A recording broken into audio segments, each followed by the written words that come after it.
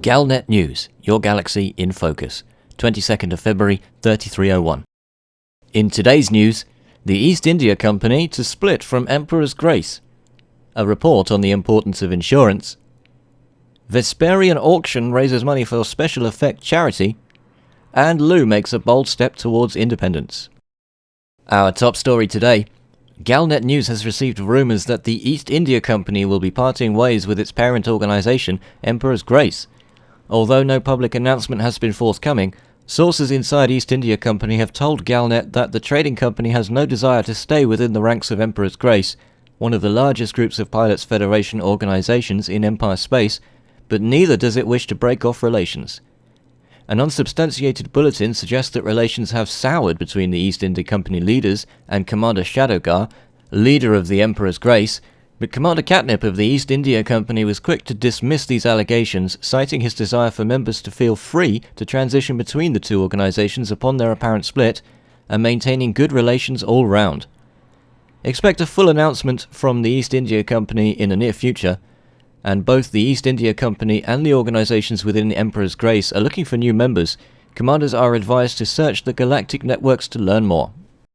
With the high price of privately owned ships, ensuring these prized possessions is becoming more important than ever. Caradras McCall with more.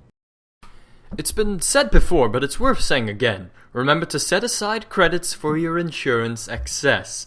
Only recently, Commander GUI returned home to Sol with his newly purchased Anaconda. Having equipped it with all the essentials, he departed straight into an incoming Type 9.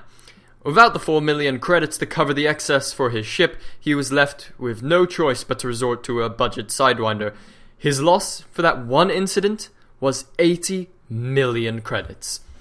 Though many pilots can turn to creditors to cover some of the costs in case of emergency, 200,000 credits is not enough to cover the cost of a truly premium vessel. The moral of the story? Always check your rebuy costs in your system screen before launching. Don't leave the spaceport without having the excess. You've been warned, Commanders. Caradras McCall, Galnet News. Some news from Vesper M4 now.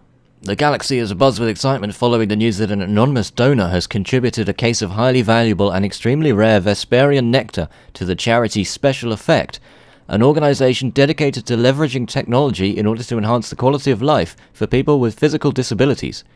Vesperian nectar is produced from the nectar of Vesperian orchid flowers, a plant that only grows on the planet Slough in Vesper M4.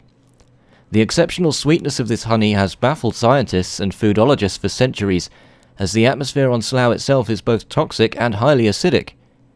The honey is made by the Vesperian orchid bee, an insect well known for its deadly sting. Vesperian beekeeping is a risky business, with numerous deaths occurring amongst keepers each year. Commander Angel Rose held private auctions on behalf of Special Effects throughout the day yesterday, and Galnet News understands that a large sum of money was raised for the charity. The latest star system to bid for its own independence is the Lugh system, although not without considerable effort on the part of the Crimson State Group and the organisation known as the Lugh Freedom Fighters. Caradras McCall has the full story. The Alioth system has been at the centre of controversy today, after the arrival of Amon Ui Laugar, the leading spokesperson in the current bid for independence of the Lugh system. While at the time of this report, Ambassador Ui Laugar has not yet been granted an audience with Alliance state officials, he did address the huge throngs of supporters who came out to greet him on the steps of the state residence. He said, "Since its earliest inception, the Lugh system was settled by a sovereign people of one lineage and one religion who have made it their spiritual home. Popular support for the Crimson State Group in the last polls was at 87%. The only thing standing in the way of the will of the people is the Federal Navy. I've come here today to request that the Alliance of Independent Systems recognize the legitimacy of a free and democratic Lugh." Caradras McCall, Galnet News. That's the Galnet News for today. Tune in next time to keep your galaxy in focus.